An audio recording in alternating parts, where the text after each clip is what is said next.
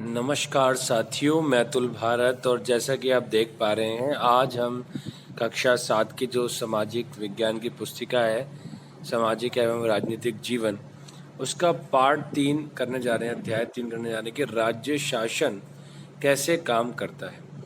तो स्वास्थ्य में सरकार की भूमिका, जो कि पार्ट 2 है इससे पहले वाला, वो हम पहले ही कर चुके हैं और आज हम इस पार्ट के बारे में थोड़ा पढ़ने जा रहे हैं कि क्या होता है, जिम्मेदारी किसकी है, क्या है, राज्य शासन कैसे काम करता है, इसके बारे में हम थोड़ा आज जानेंगे। तो अगर आप चैनल पे नए हैं तो ज़रूर चैनल के ऊपर आप जाइए, बहुत सारी वीडियोस हैं उनको देखिए। अगर आपके काम की है तो ज़रूर चैनल को सब्सक्राइब कीजिए। पिछले वर्ष हमने ये चर्चा की थी कि शासन 3 स्तरों पर काम करता है, स्थानीय, राज्य और केंद्र, है ना। हमने पिछले साल 6th क्लास में ये पढ़ा था। हमने कुछ विस्तार के साथ स्थानीय शासन के कार्यों के बारे में जाना भी था। इस अध्याय में हम जानेंगे कि राज्य स्तर पर शासन कैसे कार्य करता है, लोकतंत्र में राज्य का शासन किस तरह किया जाता है, विधानसभा सदस्यों और मंत्रियों की क्या भूमिका है, लोक शासन के सामने अपने विचार कैसे रखते हैं या किसी कार्य की मांग कैसे करते हैं। हम इन प्रश्नों पर विचार करने के लिए स्वास्थ्य का उदाहरण लेते हैं। अब देखिए यहाँ पे किसकी जिम्मेदारी किसकी है, ठीक है, आप देख सकते हैं। देखिए यहाँ लिखा है कि अपने राज्य में पानी की कमी और बहुत से लोग बीमार पड़ रहे हैं। ये बच्चे जो हैं ये अखबार में पढ़ रहे हैं। कई गाँवों में लोग गंदला पानी पीते हुए पाए गए। नदी, नाले और तालाब सूख गए हैं। बुरी तरह से प्रभावित इलाकों में गांव के लोग दूर दूर से पानी लेकर आए हैं।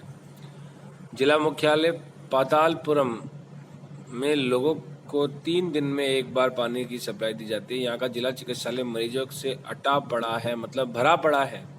इनमें बड़ी संख्या में हैजे से पीड़ित बच्चे हैं। वह बच्चे जो हैजे से पीड़ित अर्थात जो पानी की बीमारी से थोड़े पीड़ित हैं। टीवी पर समाचार में बताया गया था कि हैजे से 10 लोगों की मृत्यु हो गई।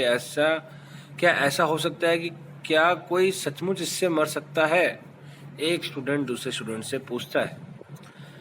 और आप यहाँ पे देख सकते हैं दोनों बालिकाएं एक दूसरे से पूछ रही हैं। अब दूसरी बालिका बोलती है, क्या पता, बस मुझे ना हो जाए ये बीमारी। उस दिन दोपहर में मेरी मम्मी ने कहा है कि बाजार में कुछ ठंडा नहीं पीना है। आज सुबह उन्होंने अपना एक भाषण मुझे सुना दिया। तुम्हें अपनी सेहत की जिम्मेदारी संभालनी चाहिए। शिरीन ही हा हा आपस में हंसने लग गए। अचानक रुक जाओ, रैली के कारण ये सड़क बंद है।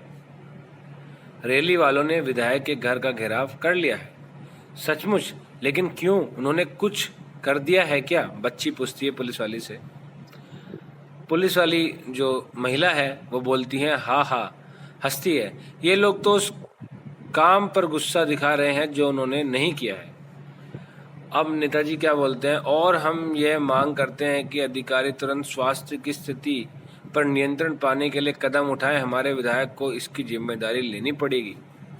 कैसी ऊंची आवाज़ है इनकी, ये कोई नेता वेता होंगे? जो शिरीन है वो बोलती है। दूसरी लड़की बोलती, चुप हो जाओ, मैंने इन्हें टीवी पर भी देखा है, ये विरोधी दल के हैं, मतलब वह दल जो अभी सत्ता में नहीं है। विधायक कौन होता है? प्रश्न उठता है। उपरोक्त भाग में आपने पातालपुरम की कुछ घटनाओं के बारे में पढ़ा। आप शायद जिलाधीश, चिकित्सा अधिकारी से अधिकारियों के नामों से परिचित भी होंगे, परंतु क्या आपने विधायक और विधानसभा के बारे में सुना है? क्या आप अपने क्षेत्र के विधायक यानी MLA से परिचित है? मतलब विधायक का जो हिंदी में तो विधायक हो गया, इंग्लिश में MLA का अर्थ होता है मेंबर ऑफ लेजिस्लेटिव असेंबली। विधानसभा का जो मेंबर होता है, जो सदस्य होता है, उसको विधायक कहते हैं। क्या आपको पता है कि वे किस पार्टी के हैं? विधानसभा के सदस्य को विधायक MLA कहा जाता है। MLA member of legislative assembly का संक्षिप्त रूप है। अभी मैंने बताया आपको। अभी पातालपुरम में क्या हो रहा है, ये प्रश्न है, आप बताओ। वहाँ पानी की प्रॉब्लम है, वो उसकी वजह से जो विरोधी दल के नेता है वह सत्ताधारी पार्टी के नेता के आसपास घर पे रैली प्रदर्शन कर रहे हैं। ये समस्या इतनी गंभीर क्यों है ये आपको बताना है, क्योंकि पानी की से बीमारियां हो जाती है। अगर वो है सही पानी ना हो, गंदा पानी हो, तो लोग मर भी सकते हैं, लोग मरे भी। आपके विचार में उपयुक्त स्थिति में क्या कदम उठाए जा सकते हैं या क्या किया जा सकता है, और आपके अनुसार किसे ये कार्य करना चाहिए? आप इस बारे में क्या सोचते हैं? ये प्रश्न है, आपको बताना है। अब वापस आ जाते हैं हम कि एमएलए का चुनाव जनता द्वारा किया जाता है, ये आपको पता होना चाहिए। और आप लोग भी, आपने देखा होगा कि एक दिन वोट के दिन माता पिता जो होते हैं वह वोट डालने जाते हैं, और उस दिन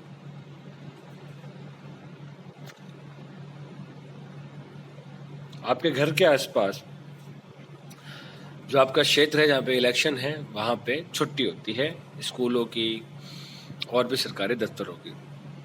फिर वे लेजिस्लेटिव असेंबली के मेंबर ने विधानसभा सदस्य बन जाते हैं और सरकार बनाते हैं। इस प्रकार से हम कह सकते हैं कि विधायक जनता का प्रतिनिधित्व करते हैं। नीचे दिए गए उदाहरण से यह बात और अधिक स्पष्ट हो जाएगी। अपने शीर्षक के साथ इन शब्दावली पर चर्चा कीजिए। आम सभा, भारत के राज्य निर्वाचन क्षेत्र, बहुमत, सत्तारूढ़ दल और विरोधी दल। क्या आप अपने राज्य के संदर्भ में इनके उदाहरण दे सकते हैं? बहुमत, सत्तारूढ़ दल और विरोधी दल, ये सब हम पढ़ेंगे। ठीक है, धीरे धीरे हमें ये समझ में आएगा। भारत के हर राज्य में एक विधानसभा है। हर राज्य कई निर्वाचन क्षेत्रों में बटा हुआ है। उदाहरण के लिए यहाँ दिए गए मानचित्र को देखिए। इसमें दर्शाया गया है कि हिमाचल प्रदेश 68 निर्वाचन क्षेत्रों में बटा है। हर निर्वाचन क्षेत्र से जनता एक प्रतिनिधि चुनती है जो विधानसभा का सदस्य यानी विधायक बन जाता है। आपने ध्यान दिया होगा कि चुनाव में लोग अलग अलग पार्टियों के नाम से खड़े होते हैं, इसलिए विधायक अलग अलग राजनीतिक दलों के होते हैं। जो लोग विधायक होते हैं मंत्री या मुख्यमंत्री कैसे बन जाते हैं? जिस राजनीतिक दल के विधायक आधे से अधिक निर्वाचन क्षेत्रों में जीत जाते हैं, राज्य में उस दल को बहुमत माना जाता है। मतलब अगर 16 सीटों पे चुनाव हुआ और 50% 50 होता है, आधे से ज़्यादा 51, तो 51 सीटें या 51 सीटें अगर किसी एक दल की हो जाती है तो बहुमत में हो जाते हैं, क्योंकि आधे से ज़्यादा हो जाता है। और ऐसे में बहुमत प्राप्त करने वाले राजनीतिक दल को सत्ता पक्ष या अन्य सबको विरोधी पक्ष वाला कहा जाता है। मतलब जिसके पास ज़्यादा लोग हैं वह सत्ता पक्ष, और जो जिसके पास कम है, मतलब जो बाकी बचे हैं, वो सब विरोधी पक्ष। उदाहरण के लिए हिमाचल प्रदेश की विधानसभा में विधायकों के 68 निर्वाचन क्षेत्र हैं, आप यहाँ पे देख सकते हैं। ठीक है, जम्मू कश्मीर भी है।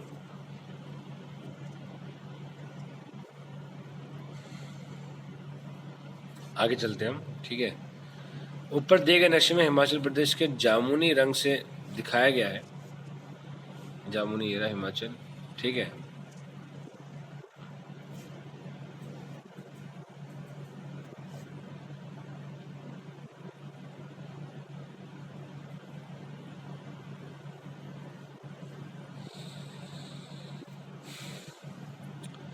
इस पुस्तक के पृष्ठ 111 पर दिए गए भारतीय नक्शे के पेंसिल से इनकी आकृति बनाई है। आप जिस राज्य में रहते हैं उसकी हिमाचल, उसकी और हिमाचल प्रदेश के राज्य की। ठीक है, हिमाचल प्रदेश में 2017 में हुए विधानसभा चुनाव के परिणाम। राजनीतिक दल, चुने गए सदस्यों की संख्या।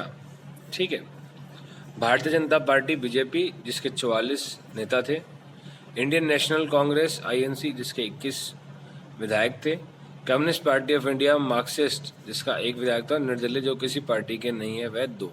कुल मिला के 68 सीटों पे ये लोग विजय हुए।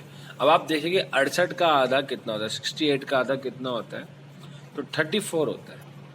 और 34 आधा होता है, और आधे से एक ज़्यादा बहुमत कहलाता है। 35 सीट पे कोई भी पार्टी वहाँ पर क्या बना सकती थी, आप देख सकते हैं वहाँ पे वह सरकार बना सकती थी। लेकिन 35 से ज़्यादा सीटें ऑलरेडी भारतीय जनता पार्टी की थी, 44 सीटें, जिसकी वजह से सरकार किनकी बनी, भारतीय जनता पार्टी की। ठीक है, अभी आप यहाँ पे सारी चीज़ें देख सकते हैं कि किस प्रकार से सरकार बनी, विधानसभा में एक बहस, ये जो सारी जो चीज़ें हैं ये बहुत इंपॉर्टेंट है, और ये आपके लिए पढ़ाई में बहुत ज़्यादा महत्वपूर्ण रहेगी। अब विभिन्न राजनीतिक दलों के उम्मीदवारों ने 2017 का विधानसभा चुनाव जीता और वह विधायक बन गए। विधानसभा में कुल विधायकों की संख्या 68 है। मैंने अभी जस्ट ये वाली बात आपको बताई, और इसी प्रकार से वहाँ पे उन्होंने अपनी सरकार बनाई। अभी मुख्यमंत्री क्या हो गया, मुख्यमंत्री उस जो जो दल है जिसने सबसे ज़्यादा सीटें ली है उसका जो नेता होता है वह बनता है। तो आप देखिए कि भारतीय जनता पार्टी के जो विधायक थे वो जयराम ठाकुर थे, उन्होंने अपना नेता चुना और वह मुख्यमंत्री बन गए और मुख्यमंत्री का चयन हुआ। चुनाव के बाद राज्य का राज्यपाल मुख्यमंत्री और अन्य मंत्रियों को नियुक्त करता है, शपथ दिलाता है। मुख्यमंत्री तथा अन्य मंत्रियों का यह दायित्व है कि वे शासन के विभिन्न जो हिस्से हैं, विभिन्न विभाग हैं या मंत्रालय को चलाएं। उनके अलग अलग कार्यालय होते हैं। विधानसभा ऐसे स्थान होता है जहाँ सभी विधायक, चाहे वह सत्ताधारी दल के हो या विरोधी दल के, विभिन्न विषयों पर चर्चा करने के लिए एकत्रित होते हैं। इस तरह कुछ विधायकों की दोहरी जिम्मेदारी हो जाती है, एक विधायक के रूप में और दूसरे मंत्री के रूप में। इसके बारे में हम आगे भी पढ़ेंगे, तो हम यहीं तक पढ़ेंगे। उसके बाद विधानसभा में क्या बहस है ये हम नेक्स्ट वीडियो में पढ़ेंगे। और मैं आशा करता हूँ कि आपको वीडियो अच्छी लगी होगी, समझ में आई होगी। आपकी पढ़ाई कैसे अच्छी हो सकती है इसके लिए बहुत छोटा सा एक स्लाइड आपके वीडियो के आगे आएगा। आप देख सकते हैं कि सहज योग के द्वारा आपकी कंसंट्रेशन पावर, आपकी मेमोरी पावर, आपका कॉन्फिडेंस लेवल हाई होएगा, आप बढ़ेंगे, आगे बढ़ेंगे। और आप स्क्रीन पे देख रहे हैं, ये सब लिंक आपको वीडियो के डिस्क्रिप्शन में भी मिल जाएंगे, आप देख पाएंगे। मैं आशा करता हूँ कि आप कुछ सीखेंगे, कुछ आगे बढ़ेंगे इससे और अपने दोस्तों तक इस वीडियो को पहुँचाएंगे। जितने भी क्वेश्चन आंसर वीडियो आप ज़रूर देखिए और आगे बढ़िए। जल्दी मिलेंगे नेक्स्ट वीडियो में, तब तक के लिए जय हिंद, जय भारत।